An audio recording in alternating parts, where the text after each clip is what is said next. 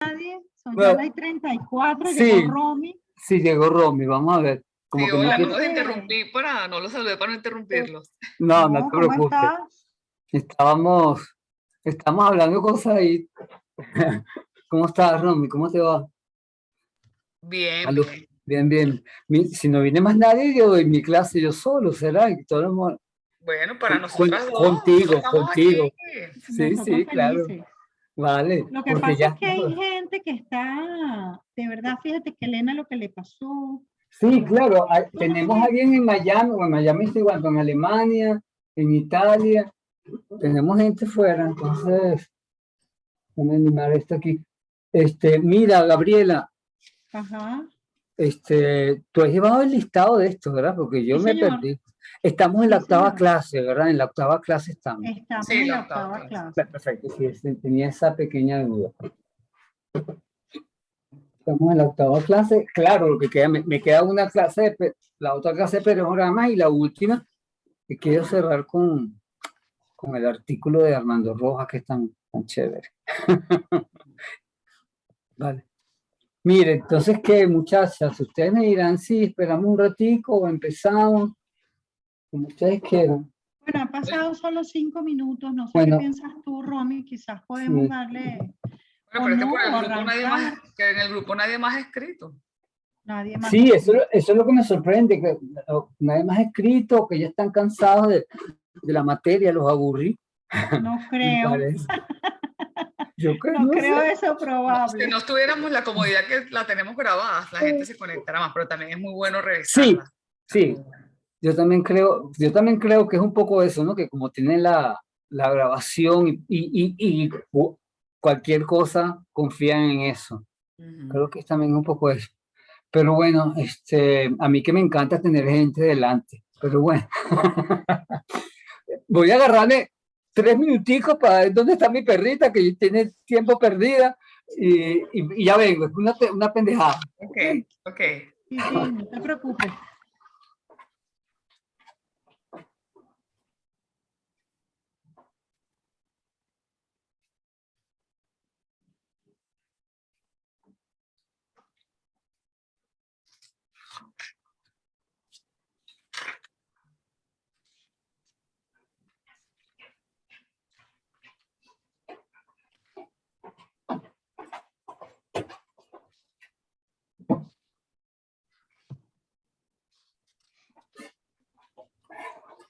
No, listo, listo, listo. Estupendo. Bueno, estamos Vale, aquí para miren, felices. voy a... ¿Aló? Vamos a ver, vamos a cerrar aquí, tengo como frío.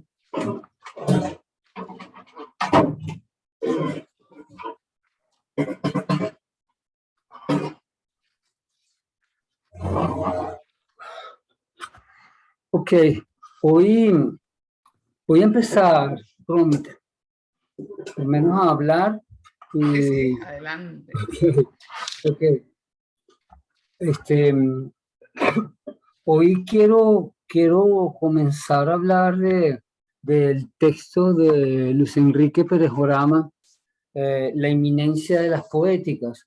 Hay algo que, que García Blanco, dije yo, pero García Canclini tenía muy pendiente, pero no me dio tiempo de meterme ahí, porque es un tema que quiero tocar fundamentalmente con este texto de Luis Enrique, que es el problema de que llama el mismo García Vaca, la inminencia del arte. Quiere decir, lo particular de una obra de arte, cómo toca al espectador, cómo toca a los demás, el valor del arte por el arte, que en la teoría grande de Canclini, eso siempre se queda un poco como sin tocar, por el interés que siempre tiene García Canclini sobre el valor simbólico dentro de una cultura, dentro de una sociedad, siempre está leyendo el asunto de los valores simbólicos y las distintas maneras en cómo las sociedades elaboran sus símbolos y los grupos que se forman y la heterogeneidad de los grupos y la conformación de la sociedad, la heterogeneidad de las sociedades contemporáneas, que ese es el tema fundamental de García Canclini, pero él reconoce, me parece a mí, estoy hablando como lector, él reconoce que hay algo fundamental en la idea de la obra de arte en sí misma, que él va a tocar ese tema en un libro que publica ya 12 años después, de Culturas Híbridas, que creo que lo nombré la semana pasada al final, que no me acuerdo ahorita el nombre, la sociología en el arte, algo así, el problema de la inminencia de la obra de arte, y analiza, ¿no?, el valor de la obra de arte. Claro, y él pone en duda, evidentemente, ahí el criterio moderno que se formó en el siglo XIX de la autonomía y la libertad misma de la obra de arte, eso que él llamó la mercancía pura. El arte vale por sí mismo, en sí mismo, y de acuerdo a su conformación técnica, ese es lo que le da el valor estético y cultural a la obra de arte, esa idea romántica que manejó toda la modernidad e incluso las vanguardias. Y García Canclini no niega el valor que eso tiene, pero insiste constantemente en la repercusión que esa autonomía y esa libertad de los artistas tienen en lo cultural. Y como acabamos la clase pasada, la gran pregunta, ¿el arte vale por sí mismo o es un medio para la cultura, para hacer sociedad, para establecer comunicación? Esa duda nos la deja marcada bastante claramente García Canclini con todo su pensamiento, que creo que es fundamental y creo que es un sitio esencial para la reflexión estética. Me parece, al menos así lo sumo yo en esta cátedra, en esta materia, que Pérez Orama, con este texto del Bienales Babel, recoge esa idea de García Canclini. No sé si lo hizo, yo no estoy 100% seguro, pero me gusta pensarlo así, que él recoge ese testigo de García Canclini y propone una reflexión precisamente sobre el valor de las poéticas en sí mismas, es decir, el valor de lo que la obra de arte quiere tocar en sí misma y por sí misma y desde sí misma. Entonces, bueno, de eso intentaré conversar un poco hoy a partir de lo que plantea Luis Enrique Pérez Orama, que yo no sé, en Caracas casi todos lo conocemos, supongo yo que los que vivimos aquí en Caracas sabemos quién, y estamos en relación con la cultura, sabemos quién es. Él nació en 1960, justamente aquí en Caracas, es poeta, es básicamente un poeta, creo yo, historiador del arte y curador, trabaja como curador internacionalmente. Es autor de 8 poemarios, les voy a leer el currículum así, 4 memorias, 4 libros de ensayos, bastante ricos, bastante chéveres. Estudió literatura comparada en Caracas, en la Universidad Católica Andrés Bello, en los años 80 como estudiante de literatura. Él fue miembro, creo que fundador, pero al menos miembro muy activo del famoso grupo Guaire, que es un grupo de poetas que salió en la misma época que Tráfico, que son los dos grandes grupos de finales de los 80 de los poetas aquí en Caracas. Y participó también en el famoso taller Calicanto de Antonia Palacios aquí en Caracas, que es un taller donde casi todos los poetas de Guaire o los poetas de Tráfico estuvieron en ese taller Calicanto. al graduarse aquí en la Católica, terminó sus estudios, comenzó sus estudios de filosofía e historia del arte en Toulouse, en Francia, y también en París, en Francia, y se doctoró en la Escuela de Estudios Superiores de Ciencias Sociales, justamente allá en París, e hizo un doctorado sobre la pintura de Diego Velázquez. Sí, se fue para España y para el Renacimiento.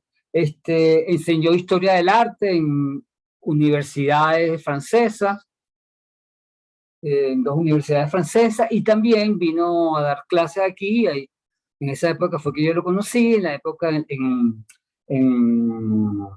ay, en el Armando Reverón, ¿cómo que se llama ese? Instituto Superior, el Instituto Armando Reverón, que todos sabemos cuál es, un instituto que se abrió aquí en Venezuela para,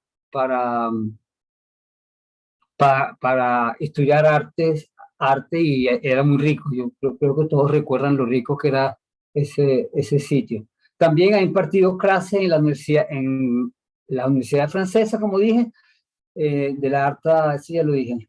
Y también dio clases de maestría, esto es lo que me faltaba, en arquitectura, en la maestría de arquitectura de museos y museología en la Facultad de Arquitectura de aquí de la UCB.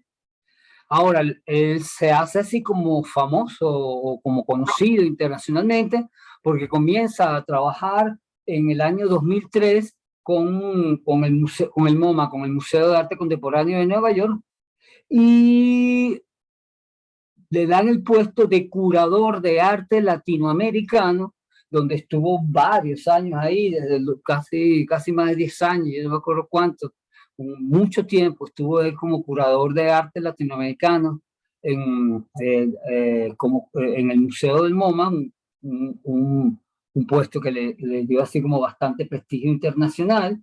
Y lo que nos interesa, justamente en el 2011 fue nombrado como director de la 30ª Bienal de Sao Paulo, la famosísima Bienal de Sao Paulo, que lo nombraron como curador de esa Bienal, y de ahí es que viene este libro, este textico, que yo lo tengo aquí editado por la Universidad, por la Sala Mendoza.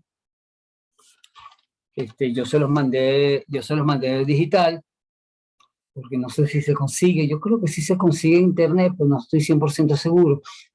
Pero bueno, creo que lo tienen. Actualmente él ya no es curador de la Sala Mendoza, pero actualmente sigue viviendo en Nueva York y hace trabajos curatoriales a distintas partes, tiene muchísima relación con los artistas brasileños y constantemente está realizando sus estudios, y supongo que escribiendo, y no supongo, no estoy seguro, que escribiendo, incluso creo que sigue tratando tratando no, siendo poeta, porque creo que fundamentalmente Enrique es poeta. Y lo que me gusta a mí de este ensayo es que toca a profundidad los problemas de la contemporaneidad y lo moderno y lo contemporáneo, y todo ese dilema y qué justifica una curaduría y para qué una curaduría en un mercado tan importante como la curaduría, la Bienal de Sao Paulo, donde supuestamente hay que mostrar el máximo posible para vender el máximo posible, porque eso es una feria, para eso se trata, cómo articular todo eso y que no sea sencillamente un cúmulo de artistas, sino que agarre otro sitio, y eso es lo que él intenta. Yo les quiero leer, para introducir mejor a Luis Enrique, un texto que escribe José Balsa. José Balsa, sobre el trabajo de Luis Pérez Orama, o sobre la figura de Luis Pérez Orama, para que no le leo todo el texto porque el texto es grande, pero para que sepan más o menos de este personaje que estamos hablando. Dice así José Balsa, y hablo comillas: el poeta Luis Pérez Oramas parece haber nacido para un recorrido excepcional desde esta América nuestra, de honda y arriesgada frescura intelectual, hacia la Europa de rancia radiación mental, hasta la otra América, receptiva y fértil, concisa. Hizo estudios de letras en Caracas, el doctorado francés en Historia y Teoría del Arte, y hasta hace poco trabajó como asesor de arte latinoamericano en el Museo de Arte Moderno de Nueva York. En cada una de estas responsabilidades se inicia él o se continúa como un atento y acucioso observador que absorbe y nutre lo observado.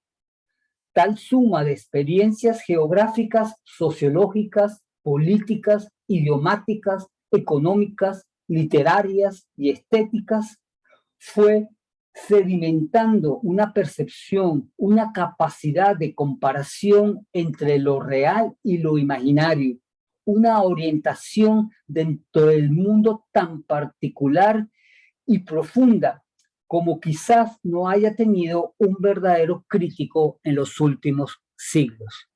Y creo, yo me anoto muy claramente del mismo lado de José Balsa, la postura que asume Luis Enrique en este texto al menos. Él no habla solamente de este texto, habla de los otros textos de Luis Enrique, pero en este texto que tenemos la oportunidad de nosotros es una tremenda reflexión que creo yo anuncia grandes reflexiones desde la crítica latinoamericana, y no solamente latinoamericana, incluso internacional. Y yo llamo a esta clase de hoy el acto curatorial, un constructo de enunciados, que creo que ese es más o menos el tema grande que quiere apuntar Luis Enrique con este ensayo sobre la 30ª Bienal de Sao Paulo. Y lo primero que sea, la primera pregunta que se nos ocurre, que nos ocurre cuando comenzamos a leer este texto, es precisamente el desafío del trabajo curatorial, del oficio curatorial, que necesariamente, y lo anuncia desde el principio, necesita ser una voz vinculante, el curador, una voz que vincule espacios, que vincule sitios, que vincule relaciones. El sentido de la exposición, ¿qué significa el sentido de la exposición? Una exposición ha de tener sentido. Si no se acuerda de los grandes salones franceses, según dicen los historiadores, que existieron los primeros salones franceses cuando empezaron a vender el arte, a hacer un comercio, eran cuadros metidos en los grandes espacios, en el mismo Louvre, pero cuadros uno detrás otros, montados, uno sobre otro, que yo decía, Dios mío, ¿y cómo escogían aquí los cuadros para uno comprarlos? Pero bueno, se vendía así, se estaba empezando. Ya hoy en día el trabajo curatorial, el trabajo de exposición, necesita armar un discurso. Creo que es importante eso, y él comienza toda su reflexión justamente tratando de armar cómo voy a hacer ese discurso, de qué trata ese discurso, cómo él va contando como la historia, cómo se le fue ocurriendo todo esto. El sentido de una bienal, dice, se maneja con muchas expectativas, las expectativas de una gran festividad que quisiera involucrar a todo el mundo, al mundo entero, y eso es lo que se aspira, que llegara a un sitio, una bienal tan importante como la de Brasil, que en un momento intentó ser solamente latinoamericano y no funcionó, se abrió para todo el mundo. Aquello que hablamos de Juan Hacha, el intento de Juan Hacha, el que existía la Bienal, intentó que nada más se hiciera de Latinoamérica y nada más se pudo hacer una vez, pero fue un fracaso. Entonces había que traer a la mayor parte del mundo o representantes de la mayor parte del mundo y ponerlos a todos juntos en una misma feria. Y decir, pero ¿cómo armo un discurso que dé cabida a la mayoría de la gente? La imagen total del mundo, dice, tiene que hacerse de alguna manera una idea. tener una imagen total del mundo, tiene que seguir, alcanzar una idea que le dé sentido curatorial a una exposición como esta.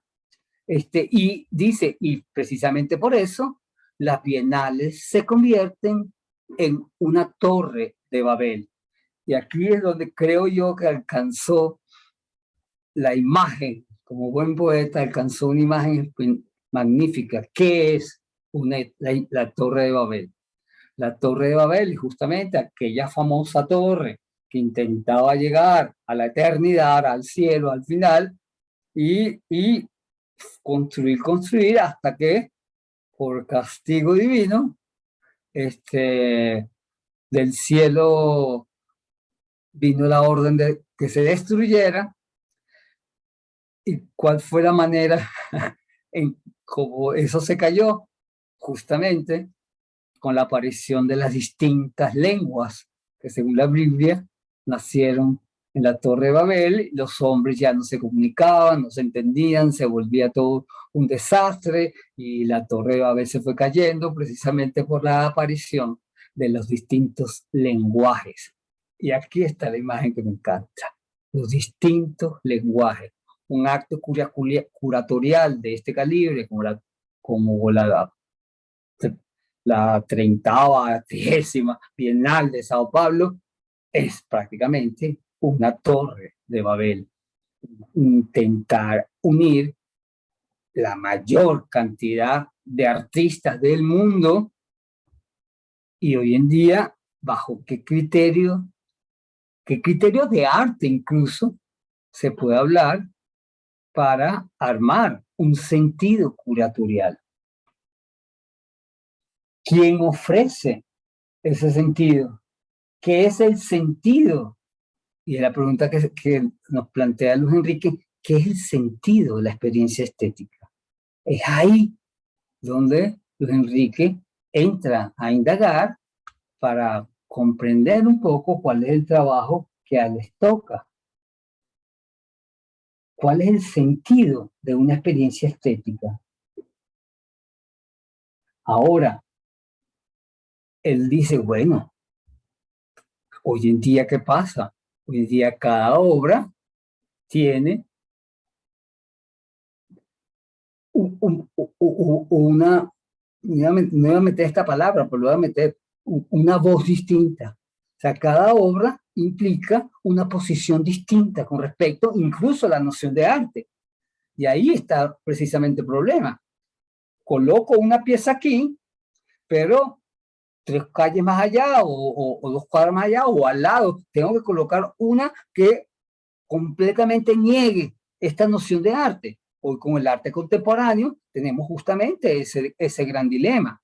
Cada propuesta nueva introduce otra manera de ver el arte. Constantemente estamos pensando en, coño, ¿qué estamos armando con respecto al arte? ¿Qué es el arte? Constantemente la pregunta de qué es el arte, cómo asumimos el arte, es la gran pregunta del arte contemporáneo. Entonces, comenzar su reflexión ahí. La experiencia estética es siempre particular, siempre. Y dice así, no existe apreciación significativa del arte sin que detrás resuene un texto. Mira lo que lanza él. No existe apreciación significativa del arte sin que detrás resuene un texto. Y uno se pregunta, ¿cómo es eso? ¿Cómo es eso? ¿Qué es lo que resuena detrás de cada obra de arte? Un texto. Un texto es lo que resuena. Hablan las obras de arte. ¿De qué hablan las obras de arte? Entonces, justamente ahí donde toca la inminencia que él habla, la inminencia de toda expresión artística, implica que esa posibilidad de reconocer un discurso es personalísimo en cada espectador, pero siempre parte de una obra de arte. Es ahí en la experiencia estética de recibir algo que intentamos entender, un discurso que intentamos elaborar, que siempre es personalísimo, pero lo recibimos de una presencia muy exacta, muy precisa, que es la obra de arte. Por supuesto que esto tiene resonancias, al menos desde Heidegger, de la poesía de Heidegger, que él hablaba que la poesía o el arte en general, eso que llamamos el arte, es una experiencia particularísima en relación con el lenguaje, evidentemente, y que exige al lenguaje revisar los valores culturales que conocemos y de los que nos armamos. El lenguaje comienza a revisarse a sí mismo, decía Heidegger, precisamente desde el discurso que las obras de arte hacen reflexionar a los espectadores. La heterogeneidad de las propuestas artísticas, las diferencias y las similitudes nos hacen ver claramente que no existe ni puede existir en el arte un discurso absoluto y autónomo sobre lo que es la experiencia estética. Ni siquiera eso. Hablamos de la experiencia estética, pero ¿en qué consiste exactamente la experiencia estética? Bueno, con esta obra me lanzo por un columpio, ¡ay, qué divertida esta obra! Con esta obra me deprime, me toca, y con esta obra no me pasa nada, y qué bonita es, qué linda es, la quiero adornar en mi casa. La experiencia estética incluso se abre a 500.000 referencias, y toca ahí Luis Enrique un sitio importante también. Habla entonces, porque cada obra de arte se presenta como un juego de analogías. Lo que toca la experiencia estética es que abre el juego analógico de la imaginación. Que eso también lo había dicho Kant, ya se está manejando desde Kant, la diferencia entre la reflexión estética y la reflexión científica está precisamente en que la reflexión estética se permite el juego analógico. ¿Qué es el juego analógico? El juego de las fantasías, de la imaginación, de los sentidos y de las ideas, porque no dejamos atrás las ideas que esta obra de arte le hace reflexionar al espectador, pensar, decir, a veces no, a veces solamente la sensibilidad, la emoción que toca, o la mezcla de las dos cosas. La obra de arte tiene como esa facultad. Entonces, ¿qué enuncia el arte? ¿Cómo se lee lo que el arte enuncia? ¿Cómo se lee una curaduría que pretende abarcar una visión global? ¿Cómo lo hace la Bienal de Sao Paulo? ¿Qué hago sobre, me imagino que se preguntó Luis Enrique, cómo armar un enunciado para dar sentido a una curaduría tan inmensa? El enunciado curatorial, dice él, puede ayudar a que se manifiesten las relaciones analógicas, no lógicas, que se abren ante el confrontamiento de distintos o semejantes decires. Tenemos la obra de arte dice algo, toda obra de arte en sí misma dice algo, nos enuncia algo. Eso enunciado, un curador que tiene que hacer, bueno, ver cómo cada obra de arte con sus enunciados se asemeja o se diferencia con otra obra de arte. Entonces él asume el acto curatorio como yo empiezo a vincular distintos enunciados. ¿Qué dice esta obra de arte que esta obra de arte no dice? O que también dice, pero de distinta manera. Semejanzas o diferencias. Las coloco juntas y ¿qué le pasa al espectador cuando ve dos obras de arte, cada uno con una voz distinta? ¿Qué tipo de reflexión se puede armar ahí en ese plan discursivo que dice, evidentemente, no puede ser nunca una relación lógica, sino analógica, que deja abierta el libre juego de la imaginación. La analogía, entonces, denomina y califica, transforma el espacio en un campo de fuerzas, Si se exagera la analogía, todo es idéntico. Y si se evita, todo se divide. Si se exagera la analogía, tenemos que llevarlo hasta casi que sea directa la semejanza entre una cosa y otra, se acaba el espacio de fuerza, no habría discusión.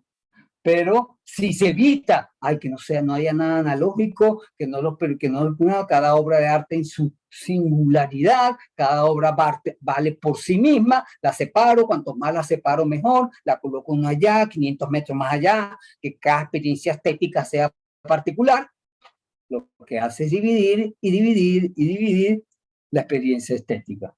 Creo que es interesante eso, ¿no? Lo importante entonces es resaltar, más que un tema o un criterio particular, o sea, yo agarro el tema de, yo qué sé, el trabajo del petróleo en el mundo, entonces agarro nada más el tema que toquen, las obras que toquen el problema del petróleo en el mundo y yo qué sé, y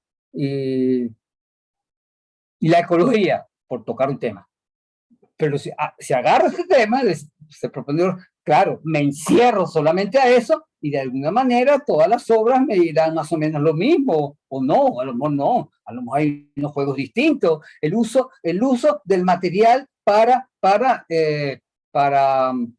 de reciclaje como tema de esta curaduría, vale, perfecto, el tema magnífico, el uso de la obra de arte usando material de reciclaje, perfecto, pero todas las obras entran dentro de un mismo conjunto.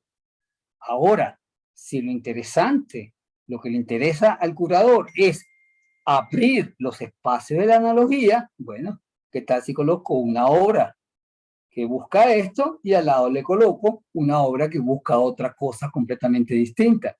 ¿Qué diálogo se pueden establecer entre esas cosas? ¿Qué diálogo analógico se puede establecer entre esas dos posiciones del arte? Estas las preguntas que encantan ahí. La labor curatorial, dice entonces, asume Pérez Orama, estuvo en encontrar el necesario equilibrio entre semejanzas y diferencias entre todos los que fueran a participar en esa 10ª exposición Bienal de Sao Paulo. Les leo un texto de Pérez Orama. La analogía nos permite navegar entre las apariencias sin peligro de naufragio y sin riesgo de esclerosis para el pensamiento. Me encanta, me encanta. Repito, la analogía nos permite navegar entre las apariencias sin peligro de naufragio, sin hundirnos, sin perdernos, y sin riesgo de esclerosis de pensamiento. La analogía es, pues, a la producción de sentido estético lo que la prudencia es a la acción. Una vía mayor para vislumbrar algunas certidumbres en universos taxonómicamente inciertos.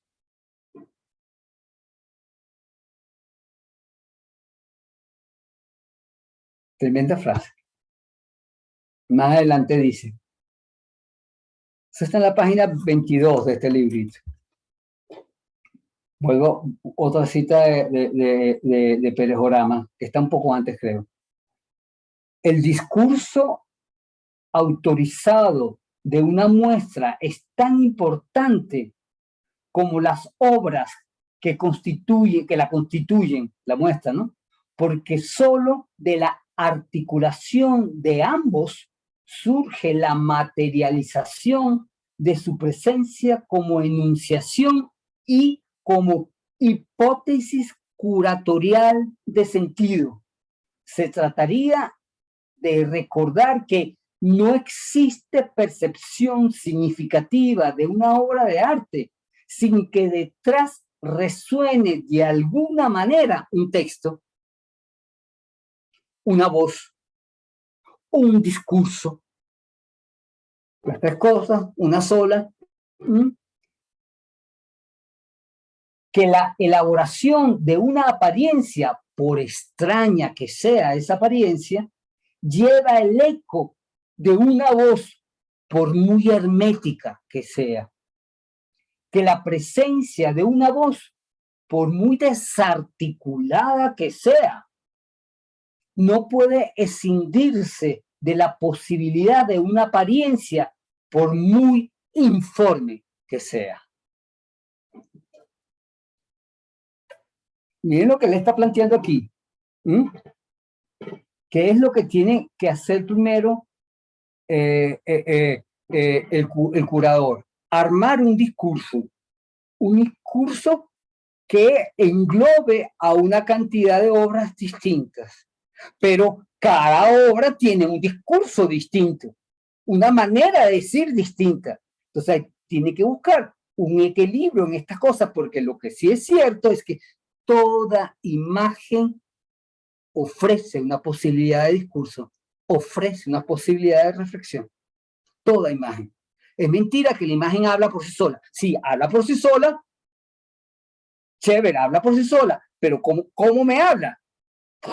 Despertándome una posibilidad de sentido, despertándonos a nosotros espectadores una posibilidad de sentido o una pregunta sobre lo absurdo o una sensación de asusto o una sensación de miedo, pero siempre es una voz que me está hablando, una voz que le habla a mi voz interior, una interioridad mostrándose a mi interioridad.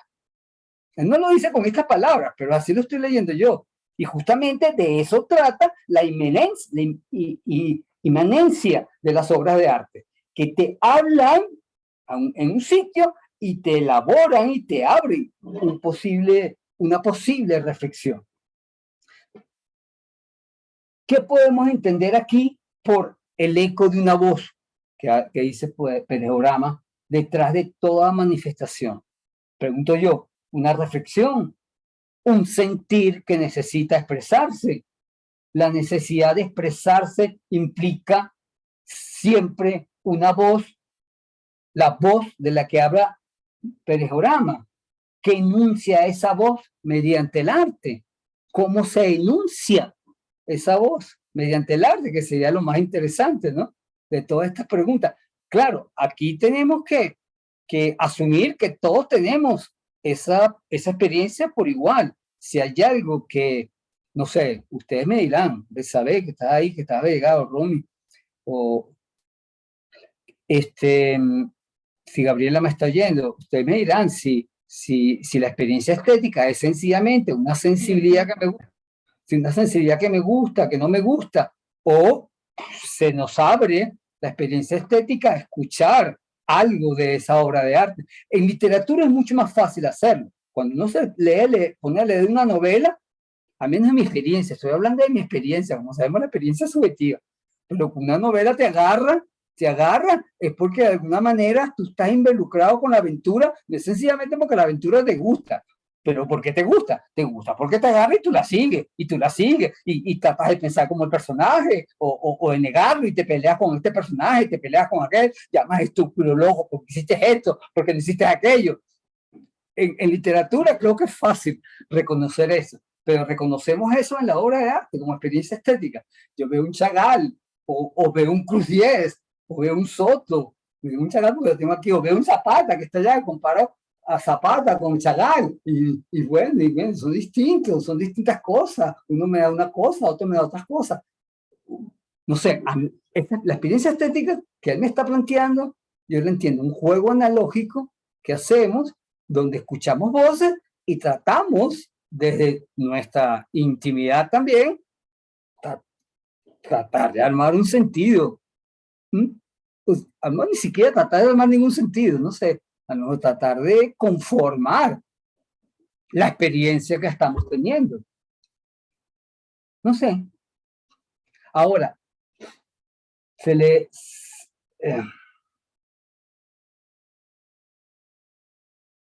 sí, voy a leerlo así como lo escribí.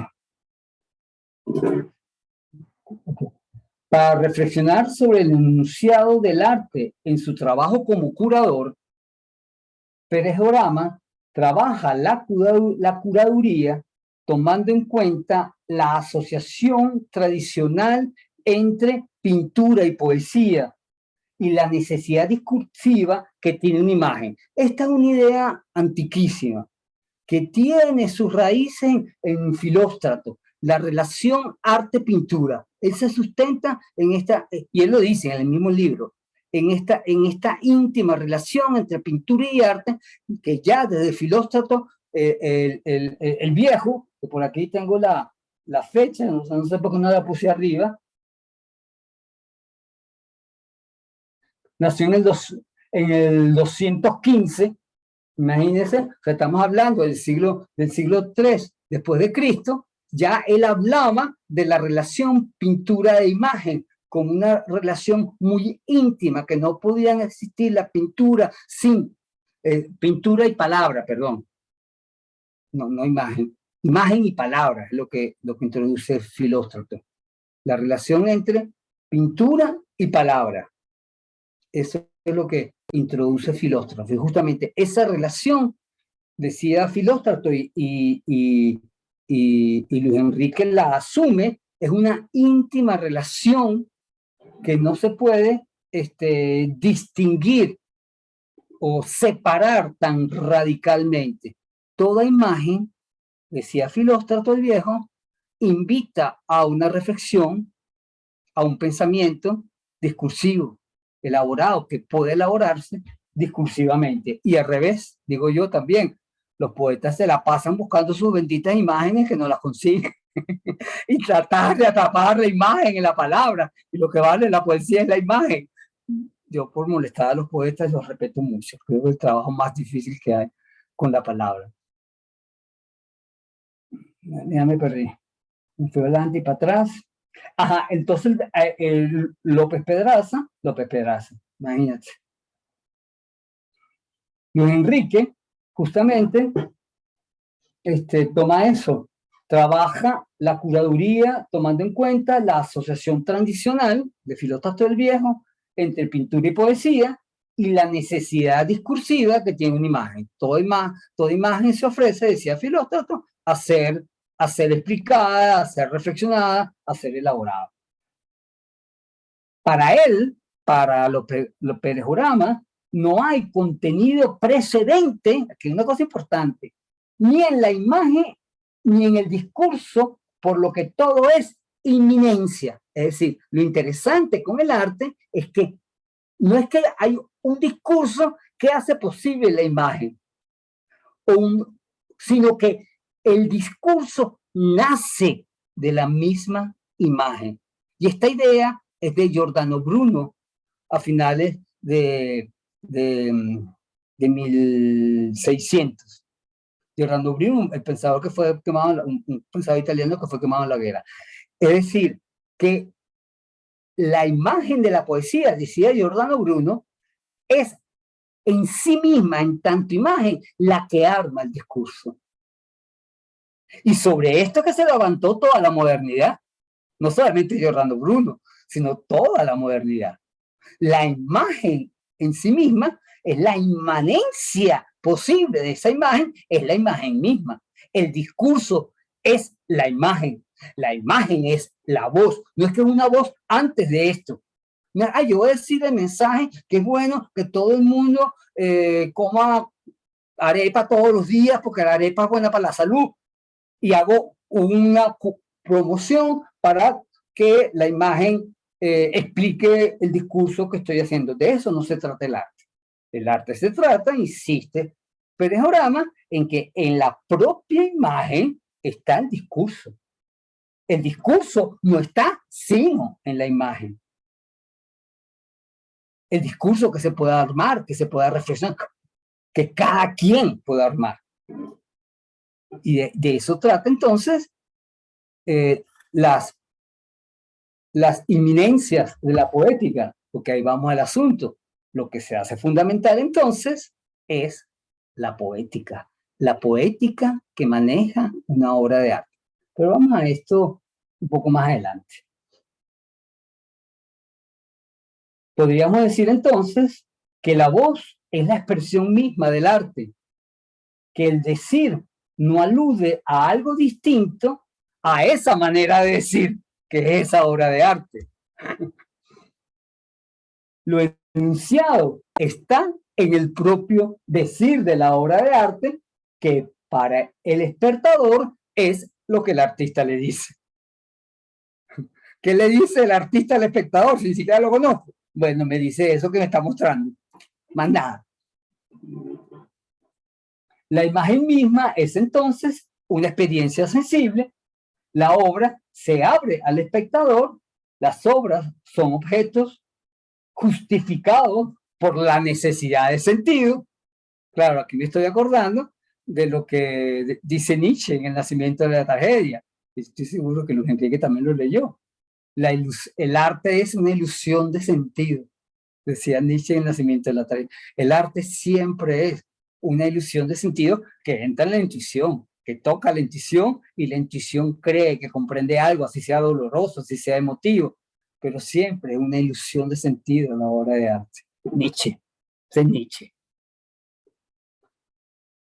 Creo yo, Humberto Ortiz, que con Perejorama podríamos entender mejor que lo que importa de la expresión artística no es tanto la obra en sí misma, sino cómo ese ensimismamiento de la obra ofrece posibles sentidos al espectador. Y aquí hacemos el enlace con García Canclini. La inminencia es la que hace posible que la obra de arte se convierta, o como decía Kant, el centro de una cultura. Las miles de interpretaciones que podemos hacer de una obra de arte es lo que hace valiosa a esa obra de arte. Y de ahí, sí, justamente, el valor de las poéticas, que es una poética, es una estrategia discursiva de las formas. Así lo planteó Aristóteles.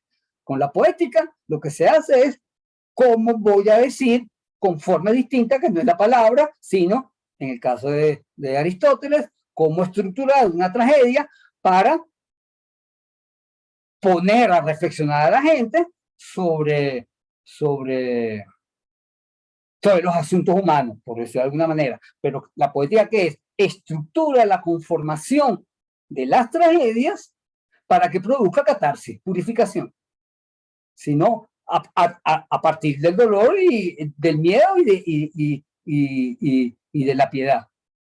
Así lo estructuró Aristóteles, y bueno, con la poética implica una estructuración para producir a partir de imágenes sentido que la gente pueda reflexionar. Eso es lo que es una poética, una estructuración de la imagen, una formación de imagen, la técnica para formar imágenes y producir un efecto emotivo. La necesidad discursiva de la imagen presente en una obra de arte viene dada por una manera particular de hacer ese arte, de conformar esa imagen artística, de levantarla, de producirla, de mostrarla. Y eso es una reflexión poética. ¿Dónde levanto esto? ¿Cómo lo levanto? ¿Qué marco le pongo? Si negro pongo o no le pongo marco, si la pongo bajo un fondo negro, un fondo azul, si le pinto azul aquí o gris acá, cómo combino los grises. Estoy pensando en la Guernica de Picasso, ¿dónde pongo los focos de luz? Y todo eso lo pensó, él no lo hizo por inspiración. Por inspiración trabajó Polo, que lanzó los colores y empezó a regarlo. Pero estoy seguro que Polo echó y tiró miles de lienzos que no le quedaron bien. Estoy segurísimo. Kandinsky lo hizo. Kandinsky también. Y llegó un momento en que hay cierta manera de sentir poético en estas expresiones de Kandinsky lanzadas a la locura. No sé, porque uno pone a alguien enfermo de la cabeza a rayar, y las rayadas nunca le quedan tan bellas como le quedaban Kandinsky. No, yo lo digo por experiencia estética también. Yo una vez fui a una exposición en Barcelona ya en España, lo no mostraba de Kandinsky, algo así se vendía en la exposición. Y dije, con razón no las mostraba, porque estas obras son las que menos me han gustado a mí de Kandinsky de las que he visto.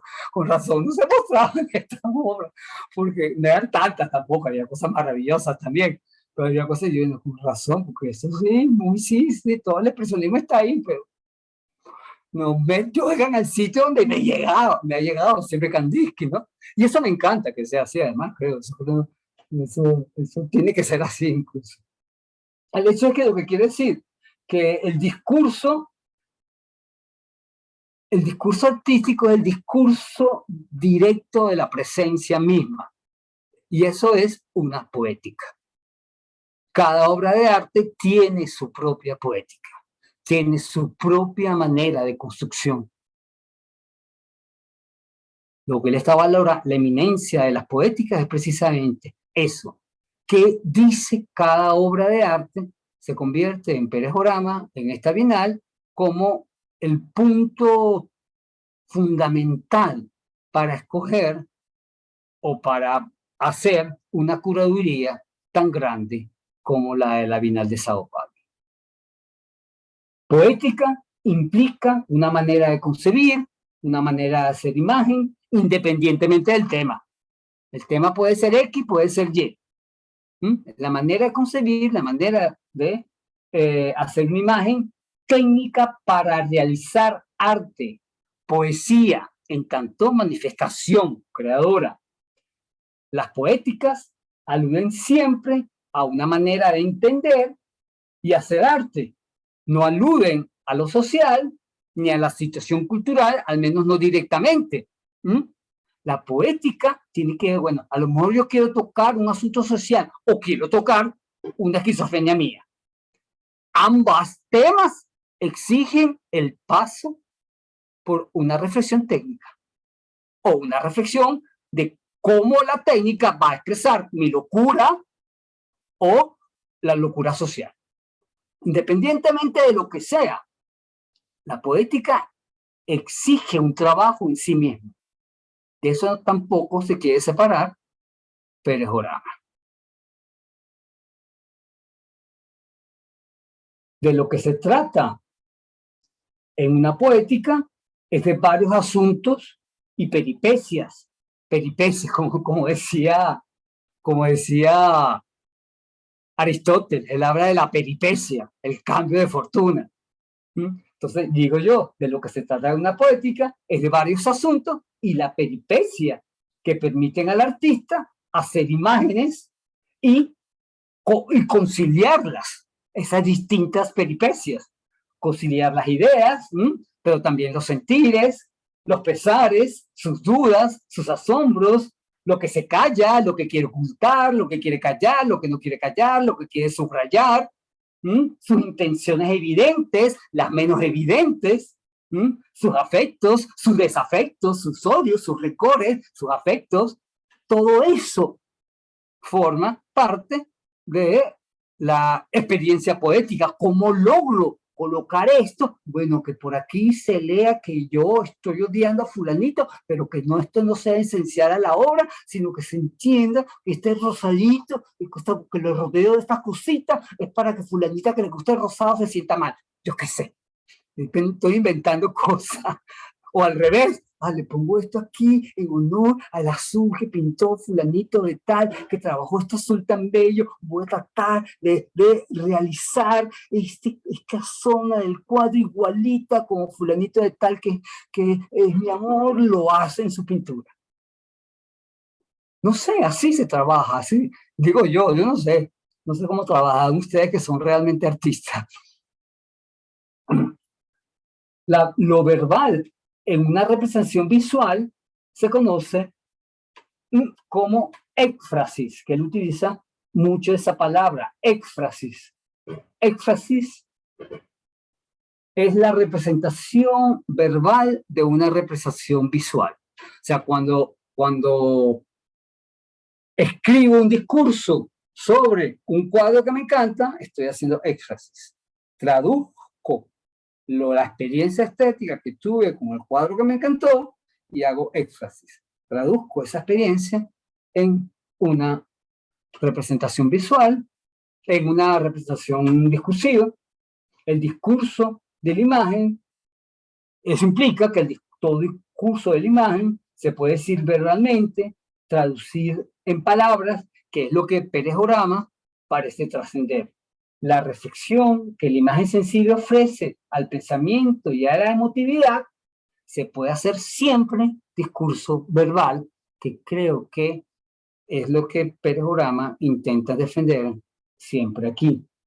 La inminencia de la imagen y la experiencia reflexiva, que ya Kant había hablado de eso, justamente lo que vale de una obra de arte bella es que la imagen en sí misma y por sí misma abre la experiencia reflexiva en todo en quien la contempla.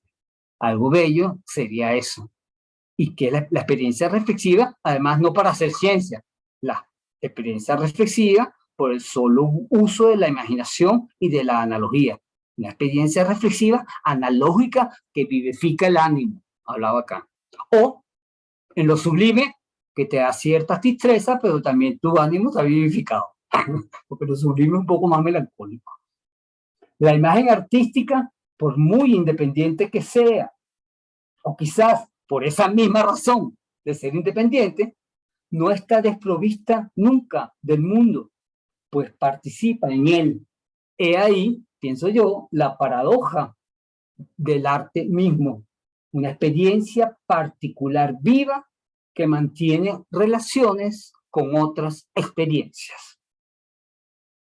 El discurso de la imagen se presenta entonces como las relaciones entre una ideología de la imagen y su patos, su pasión, su emoción que se despierta a partir de la imagen.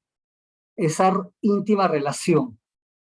Es decir, la posible pasión revelada ofrecida al discurso, a la movilidad interior del espectador, una emotividad dada a la reflexión que es en principio, de lo que es en principio, una técnica, una forma que organiza el sentir. Porque en última instancia, ¿qué nos está mostrando el arte? Esto ya es mío, ya no es el programa, pero ¿qué es lo que nos está mostrando un cuadro que nos encanta? O que nos deprime, o que nos da depresión, o que nos hace sentir respeto por el mundo, o que nos hace sentir religioso, o lo que sea. Es una imagen que me estructura un sentir, una experiencia. Con la música creo que se extiende mucho mejor. Como decía Hegel, la música es el principio y el final de un sentimiento. Yo oigo una música, escúchale, es que esta canción de Joaquín Sabina, que estoy loco por las canciones de Joaquín Sabina, la canción toca exactamente algo que yo entiendo, que me percibo, que lo manejo aquí, y aquí está, y la vuelvo a oír, y mira cómo se mueva esto. De alguna manera el arte estructura, digo yo, estructura, conforma, esa palabra estructura es tan fea, pero conforma, conforma, yo conforma es lo más bonito, conforma un sentir. Cuando deje de conformar ese sentir, ya me deja de gustar. Ya, esa es una tontería que yo pensaba hace 10 años así y ahora no pienso así. O yo sentía hace 10 años así y ese sentimiento es una estupidez, que también pasa, también pasa. Pasa cada rato, además. Uno se arrepiente de esos sentimientos. Ay, yo cómo me enamoré como un bruto. Y de esa persona. Los sentimientos pasan. Bueno, la relación entre palabras e imagen involucra todas las complejas actividades del humano y sus relaciones mundanas. Pueden negarse entre ellas, como las palabras, pueden reafirmarse las unas a las otras, pero todo eso pasa. La imagen implica siempre entonces esto es mío, un yo ante la imagen. Una imagen no es imagen si no hay un yo delante que la está percibiendo. Nunca. Porque la imagen no es lo que está ahí. La imagen es lo que yo recibo de ella. Lo que se hace en mí a partir de ella. Una relación que se establece con aquello con lo que nos enfrentamos. No hay imagen única. La imagen es lo percibido.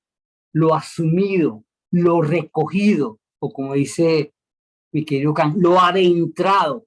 La imagen es lo que, lo que hacemos nuestro, lo adentrado, lo traído hacia uno, lo apropiado desde la sensibilidad, desde lo sentido, no desde el sentido, sino de los sentidos sensorialmente. La imagen es los sentidos en un sentido abierto al mundo. El valor de la imagen no es la sola imagen, como se dio a entender con la noción del arte por el arte en la modernidad.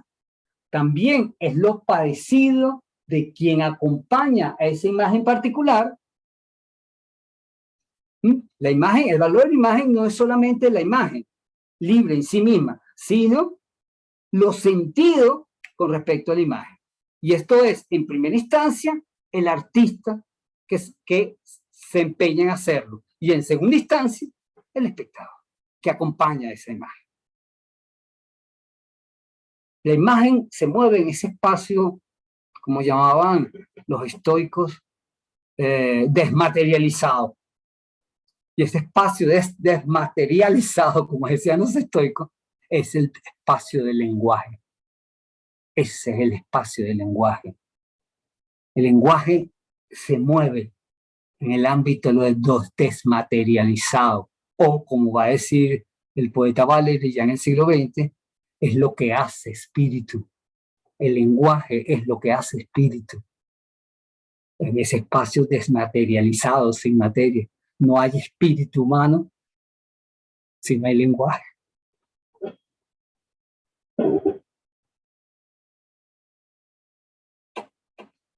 ¿Cómo estoy en la hora? Voy con tiempo. Pérez Orama apela constantemente, me parece a mí, a esa intimidad de las maneras como lo humano se relaciona con el mundo, con el afuera, ese cómo es lo que se nombra, lo que se representa en imagen, el arte entendido como una intimidad mostrada y expuesta a ser recibido por otra intimidad que no siempre se quiere mostrar, y yo por lo menos siempre salgo huyendo por una de las salidas de la galería cuando algo me choca mucho, salgo huyendo y me escondo. Pero todas estas ideas, reconoce Pérez Orama, están reconocidas casi explícitamente desde lo que se conocía como modernidad estética. Y aquí tocamos otro sitio interesantísimo en Pérez Orama. Él sabe que todas estas ideas que toca el arte contemporáneo, que es el tema, y él tiene que hacer una bienal de arte contemporáneo. Todo esto que él está defendiendo, todo esto son cosas que ya se hablaban desde el romanticismo, de eso que hemos llamado el arte moderno. Entonces, en el texto se pone a revisar, bueno, cuáles son esos valores del arte moderno. No lo hace tan formal como lo estoy explicando yo, porque lo hace a lo largo de todo su discurso, pero él sí hace constantemente, está haciendo reflexiones sobre los valores del arte moderno. Y la modernidad artística, ¿qué implica? Primero, que siempre, esta imagen me encanta, que la historia del arte se hace presente.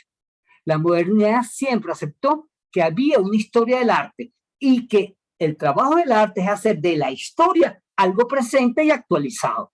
Actualizar el valor del arte. Por supuesto, no podemos hacer presentes los cultos cristianos, pero traer el apego a la fe, por ejemplo, se actualiza de una manera distinta. O lo que hicieron casi todos los alemanes, retomar los mitos griegos y actualizarlos.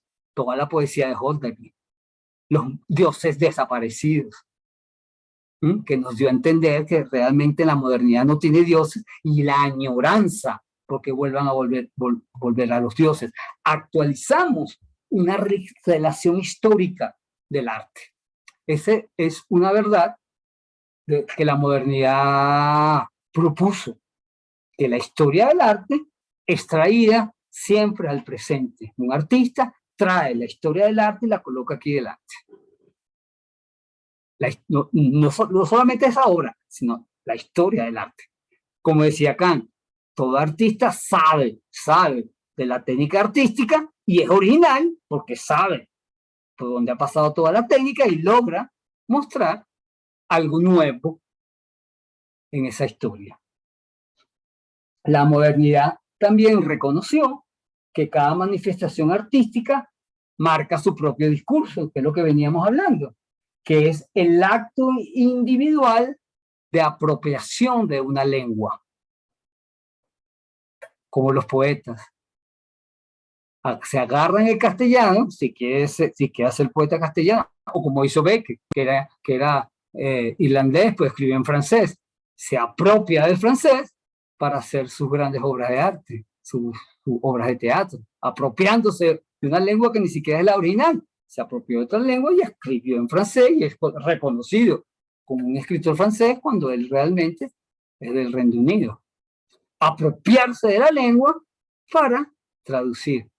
Hoy en día, Yusuf Mehres, conocen a Yusuf Mehres, que trabaja con el lenguaje contemporáneo. El que hace justamente trabaja el lenguaje técnico que lo conoce él y 3 personas más en el mundo, yo qué sé, un lenguaje dificilísimo, binario, lo trabaja y lo estructura para producir una experiencia estética.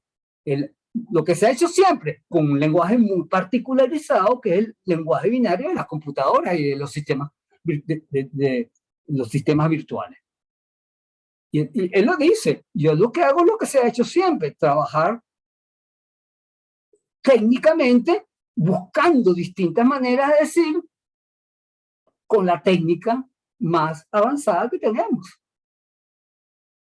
Y ese es el arte. Y se mete con política o no se meta con experiencias, con lo que se mete, eso no importa. El trabajo tiene una elaboración técnica importantísima. Aquí volvemos a repetir todo eso.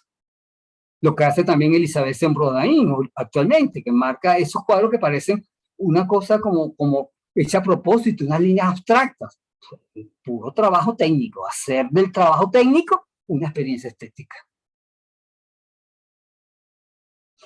El arte, como el lenguaje, está constantemente actualizándose. Eso es importante tomarlo en cuenta para reconocer la validez de esto.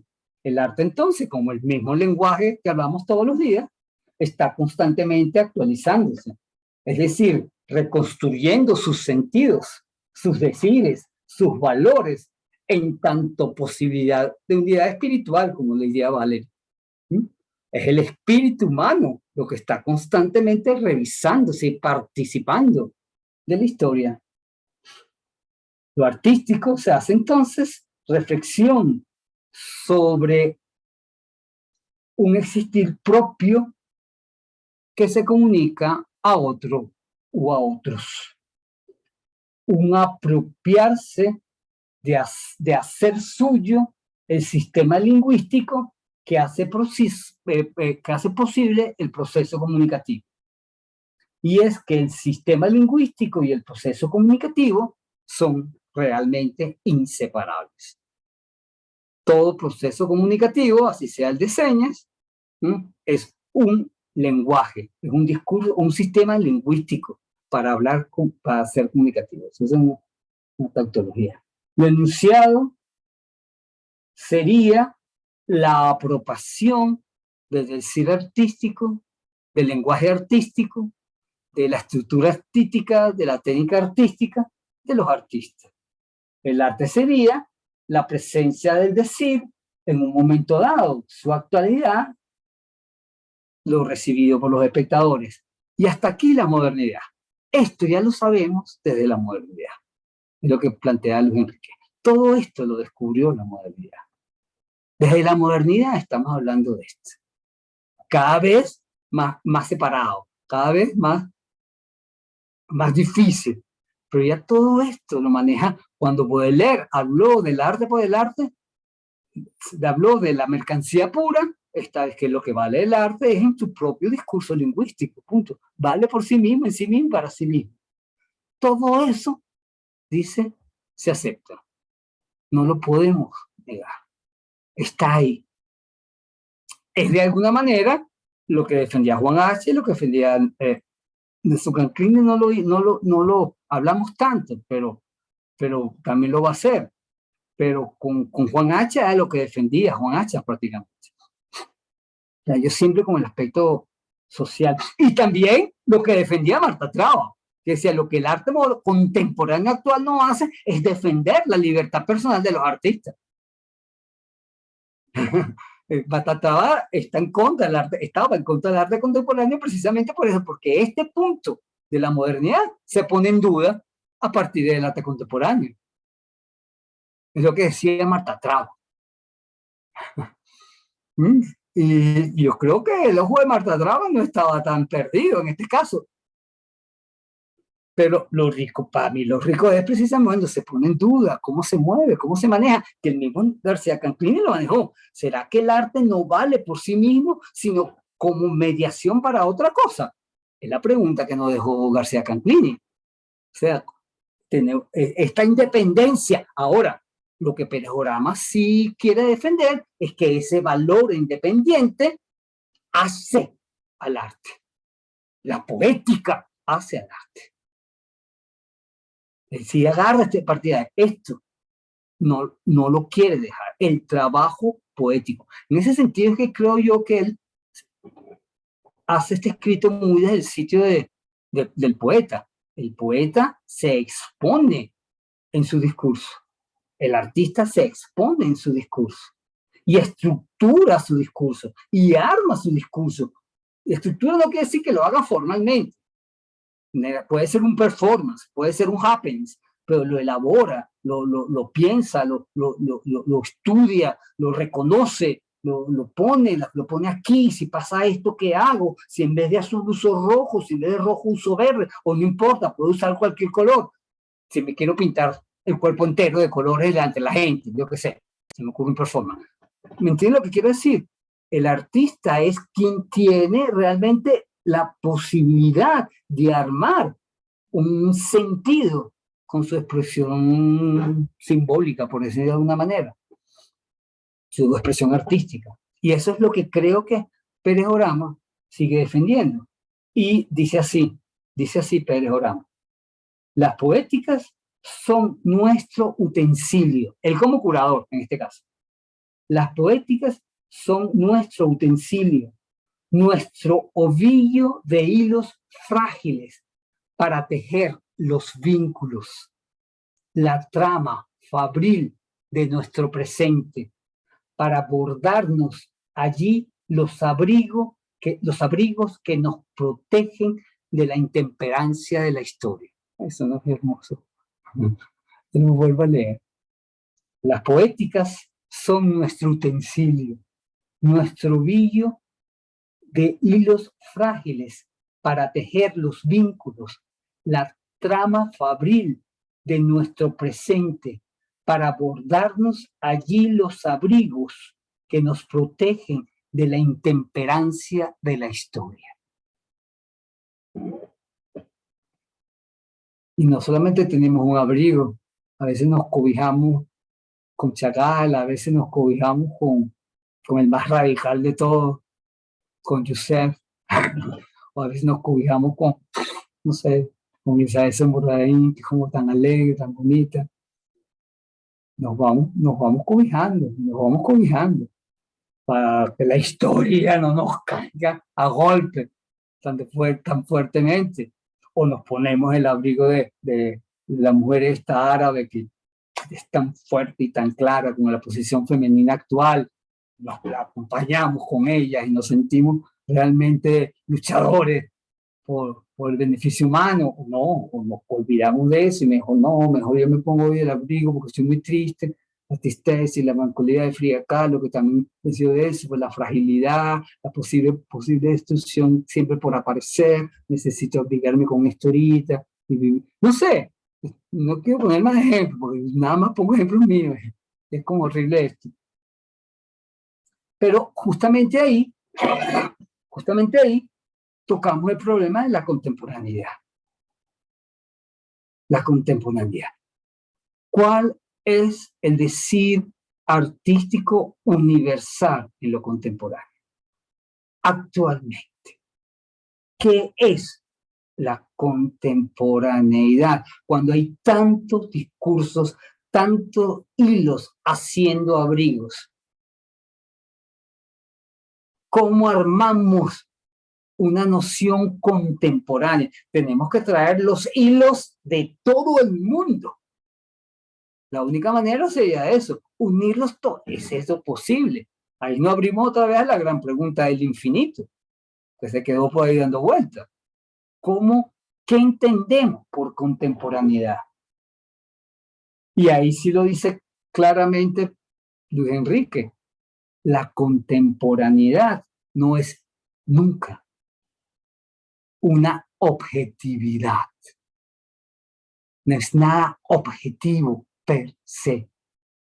Es una construcción, como hicieron los románticos, para traer las cosas al presente, aquí, a este momento. Es hasta cierto punto, no, fundamentalmente, un dispositivo político de apropiación táctica del tiempo como valor común y como destino. Cuando hablamos de arte contemporáneo, estamos hablando de algo que está haciendo aquí, que necesitamos ver aquí, que tenemos que traer y ponerlos a todos juntos aquí para entenderlos desde un sitio común en que todos podamos más o menos sentirnos identificados y poder seguir adelante juntos. Eso es lo que podemos decir por contemporáneo. La actualización de una historia que de alguna manera podamos compartir, que si queremos compartir. Eso también dependerá si quiero ir a la exposición del arte contemporáneo o no quiero ir. Yo prefiero ir a la Quinta Nauco y nada más ver cosas coloniales. A mí que me importa el contemporáneo, que se vaya para donde quiera. Digo yo, estoy hablando como un loco. Miren, muchachos, yo no voy a entrar más en esto. Creo que tocamos bastante. Yo no sé, yo creo que ustedes se lean esto, léanselo, es precioso. Él tiene muchísima información y él maneja mucha información y te llena de información y uno con calma. Entonces captar esas frasecitas de él que lo dejan a uno así como ya va, con una voz dentro reflexionando, ¿no?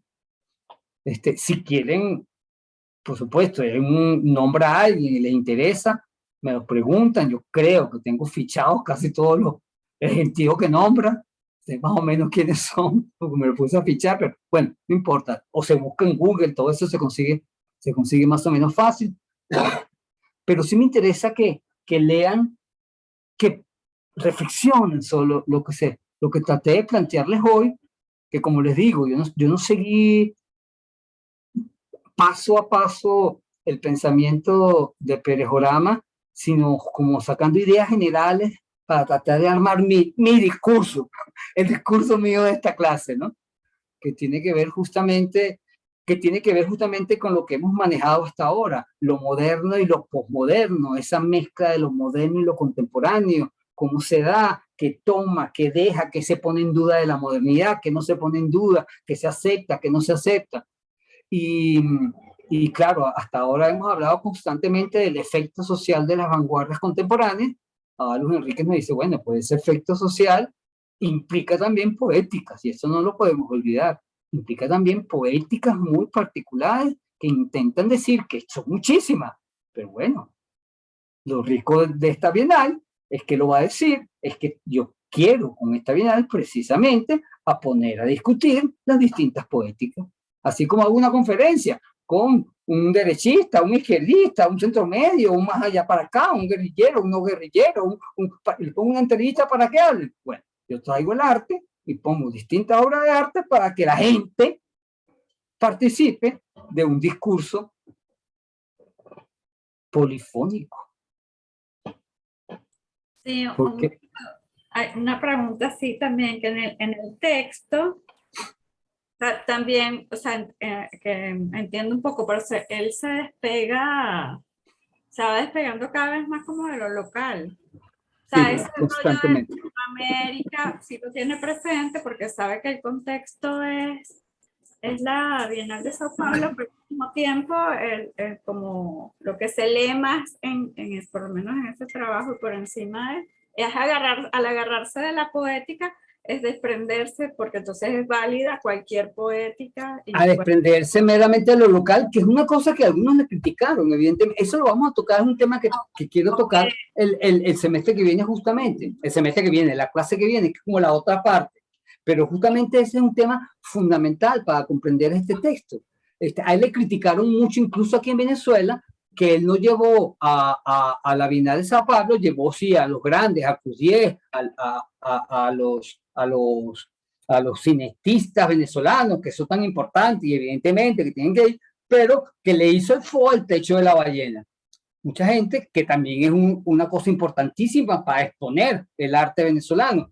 Y él, lo sé por experiencia, porque hablé con él sobre ese tema, y sé que sí, que a él le preocupó muchísimo no llevar al techo de la ballena, pero se puso a trabajar y a estudiar el techo de la ballena para llevarlo al mundo. ¿Entiendes? Dice, esas son decisiones que hay que tomar. Pero él lo fue como más estratégico. sí, claro. Y eso es parte como también una reflexión, porque él va a decir también justamente eso.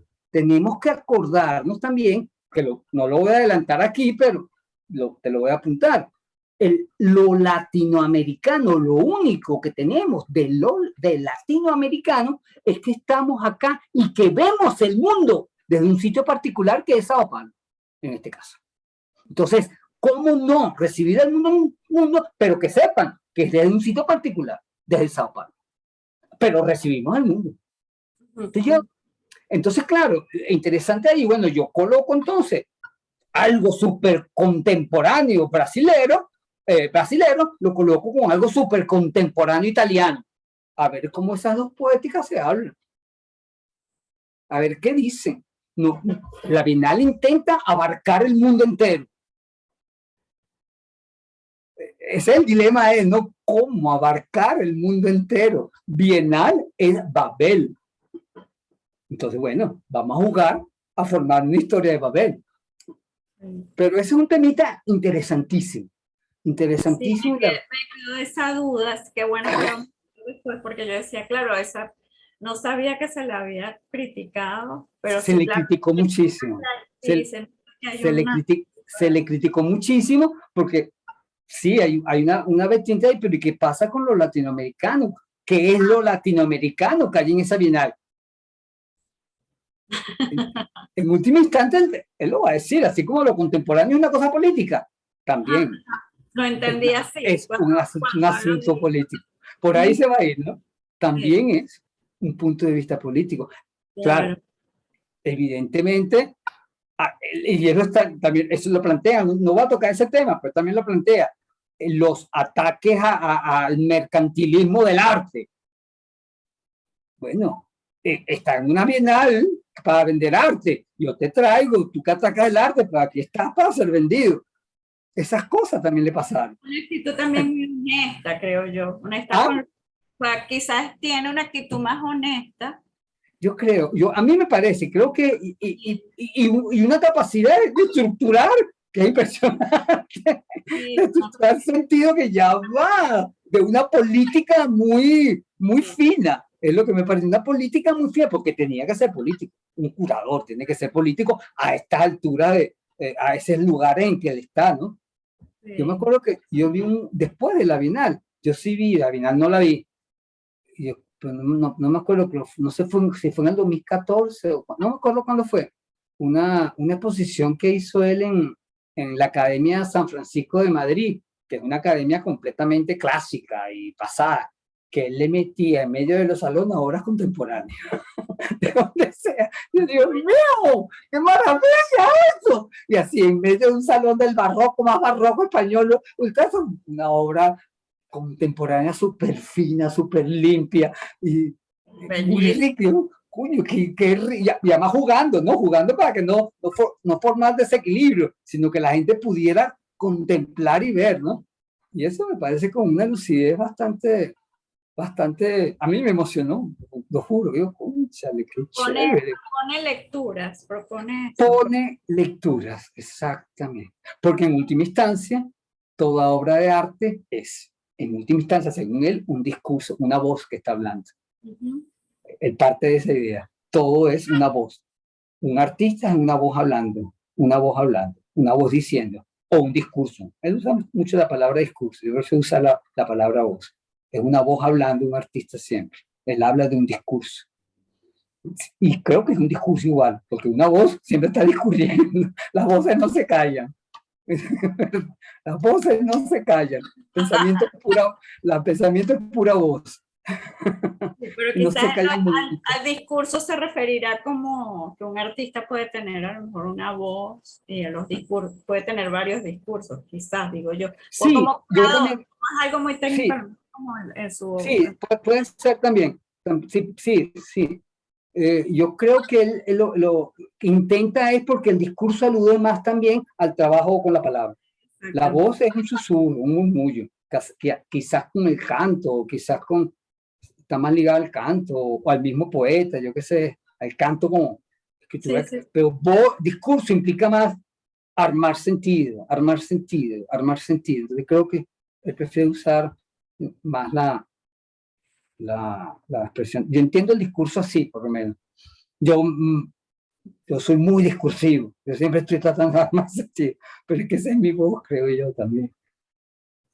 Bueno, no sé, esto es más o menos, yo quería llegar hasta aquí con la introducción vamos a empezar con esto, lo contemporáneo. ¿Qué entendemos por contemporáneo? ¿Qué es lo contemporáneo? Eso que nos están metiendo hasta los tequequeques, que somos contemporáneos, que hay que ser contemporáneos. ¿Qué significa ser contemporáneo? Hasta ahora ya no dijo una posición política. Actualizar la historia.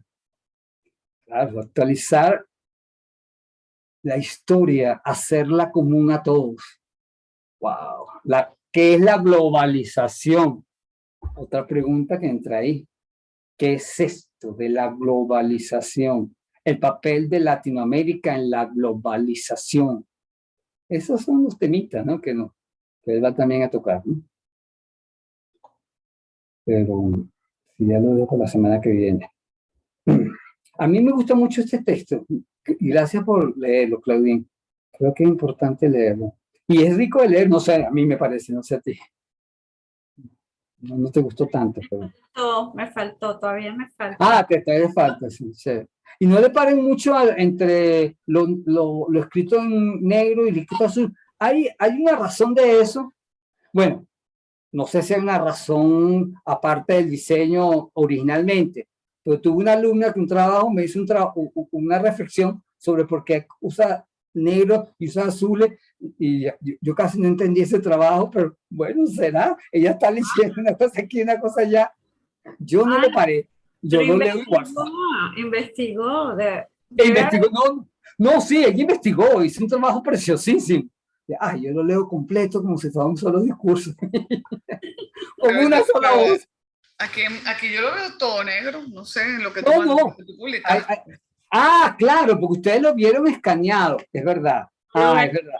Lo que pasa es que, mira, hay páginas, estas páginas están las dos en azules, pero hay, a ver, esta página tiene azul aquí y esto está en oscuro, El que hizo el diseño jugó con eso. Estas páginas, las dos, tanto las citas como el discurso, están las dos en negro. Porque a veces las notas, el diseñador no las pone abajo, sino las pone en la página del lado. Y no siempre en esta página, a veces las coloca aquí. Entonces también se convierte el mismo librito chiquitico folletico, se convierte también en una cantidad de sentidos que yo me lo leí completico, de arriba abajo, sin pararle mucho al diseñador, que es muy lindo, el diseño es bello, yo no lo critico. Y se pueden hacer discursos desde ahí, como te digo. Pero claro, para eso sí necesitan el librito. A ver, ¿quién hizo este diseño? Yo lo leí una vez y se me olvidó. Eugenia Pino, la muchacha que hizo el diseño. la mujer que hizo el diseño. Claro, en el que yo le envié todo es negro. Todo está en el negro porque es un escáner. Entonces se escaneó y punto. Bueno, Bueno, ¿qué año fue esa Bienal? esta fue en el 2012, si no me equivoco. 2011, 2012, por aquí está. Ya te voy a decir. 11 o 12, la Bienal de Sao Paulo. Sí. Ah, bueno, esto se imprimió en el 2012. La Bienal fue en el 11. 2011. En el 2011 en Sao Paulo. La 30ª Bienal de Sao Paulo. Y el librito está impreso en el 2012. ¿Sí? En el 2011, búsquenla, se consiguen cosas. Y se consiguen cosas, incluso entrevistan con Pedejorama. A veces son un poco repetitivas, porque la página web tienen eso, que a veces te repiten lo mismo todo. Ya, fastidio. Pero bueno, se consiguen, a veces llegar a la esencial, a la primerita, cuando uno logra eso, uno se siente feliz. Porque entonces uno busca y busca y busca y busca, hasta que llega al sitio original. Esa es parte también de la investigación. Así que no hay nada raro con eso. ¿Cómo van con sus trabajos, chicas? Betsa, ¿cómo van con sus trabajos? Gabrielita no me ha dicho más nada. Railín, Romy. No, yo no. Yo confieso que No sé. todavía no he logrado como identificar cualquiera que sea la vía. Tú, Betsabe, No que me solo estás... contigo, no solo contigo. Ya por lo menos con una de las materias ya lo entendí, pero quiero hacer como una revisión de todas las clases para como poder tomar una decisión así acertada, ¿no? Porque es que de verdad todo ha sido sumamente interesante. Me interesa mucho lo de Hacha, también me encanta García Canclini. García Y Canclini por es maravilloso. supuesto, Pedejorama, of course, pero quiero hacer como... Hay que escoger. Hay que escoger. Hay que escoger. O intenta unirlos a los tres también. Es un ejercicio No, claro, ese sería lo más páginas. ambicioso, como dando cuenta un poco de lo aprendido, ¿no? Pero... Tía, acuérdate, Gabriela, que son ensayos. Yo sé que lo quieren escribir bien y hacerlo bien, pero aquí la palabra ensayo es lo más importante. No son tratados ni reflexiones para publicar. Son ensayen una reflexión sobre algún tema o sobre los temas. Así, con esa imagen. Ensayen una reflexión y bueno, sí, traten de escribir que yo lo lea y lo entienda, ¿no? Sí, no, claro, es que son cortitos. Por eso es que deben ser así como súper precisos. Sí, cuanto más preciso, mejor. Cuanto más precisito, mejor. Lo que pasa es que, claro, los temas se comen uno con otro. Los temas se van comiendo unos al otro, porque no hay un pez grandísimo. Todos los temitas se comen entre ellos así y se unen y se unen. Esta materia tiene un poco esa característica, que todos los temas se comen, se persiguen los unos a los otros, están todos aquí como mezclados. Creo que soy yo un poco, frente a las cosas así, me encanta trabajar así. Bexa, no te dejamos hablar, Bexa. Bueno, yo todavía no he comenzado, estoy viendo las clases normalmente, he leído más o menos, pero no sé si puedo hacer el ensayo, para mí no es fácil. Ay, qué lástima. No es mi área y en realidad yo veo el taller es para entender el mundo donde estamos, poder entender más. Voy a tratar de hacer, pero no sé. Trata. No sé. Voy a tratar de hacer, ¿ok? Pero no sé.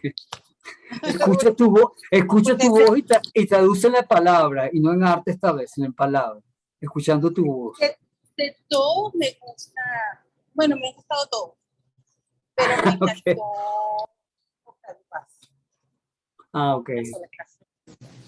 Bueno, Octavio Paz es un monstruo absoluto y yo lo adoro también. Juan H. Me encanta. Juan H. a mí también me parece muy lúcido, muy bonito.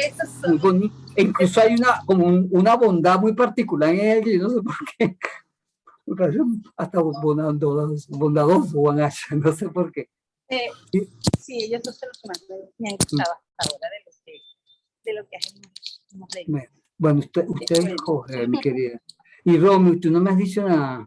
Te has quedado calladita. No, yo me pongo a pensar siempre en las exposiciones que asisto y a lo mejor como hablar de alguna exposición metiendo lo que yo considero, lo que he aprendido aquí con esos autores, ¿no? Eso me parece bonito, un buen ejercicio que te lo tomes así, como ensayo. Voy a intentar hablar de esta exposición que vi, no sé si en la Sala Mendoza, donde tú quieras, o lo que sea. José Guerrero, creo que estás poniendo ya en el Tamanaco. Lo acabas de poner, lo sé porque me mandaban las fotos ayer. Lo Ya, que ya. pasa es que yo estoy en Miami, ¿no? Pero Ah, verdad, verdad, disculpa, disculpa. Allá que hay tantas cosas. Bueno, si te atreves a hacer eso, como si fuera un artículo para un periódico. sí, bueno, como, o sea, lo que veo, porque cada vez que veo me llega, bueno, como decía este, como decía este, como decía este, pienso hacerlo más así, como más libre. Vale, es bonita idea eso, como ejercicio, como ensayo de Ajá. reflexión, bonita idea y muy concreto si escoge incluso un cuadro un cuadro, no, una, una manifestación, ya no sé ni cómo llamarla, obra, o no sé, si escoges una exposición, es chévere, o si escoges una obra también es chévere, lo puedes hacer. Eso me parece bonita manera de acercarse a los temas, tratando de meter, Claro, claro. o metes a uno solo, al que te guste, o metes a dos, o metes una cosa aquí y otra cosa allá, como tú quieras, ahí te lo dejo libre, para que tú juegues con eso también. Sí, Sí.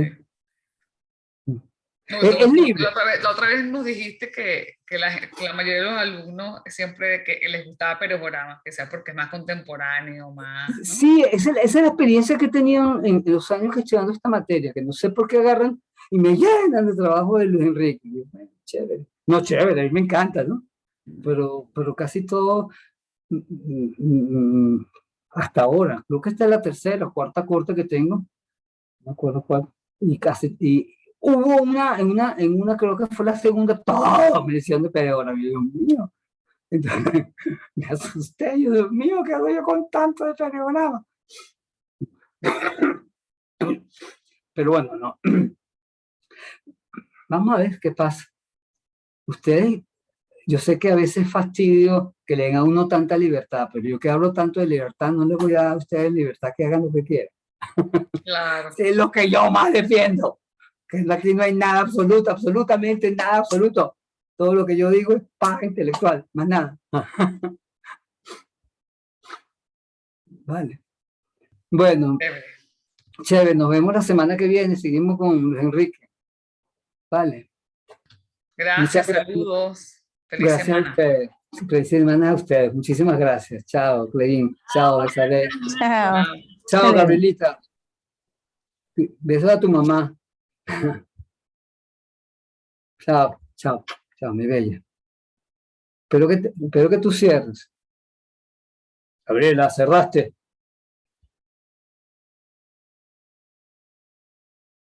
No he cerrado, Gabriela. Me voy, se cierra sola.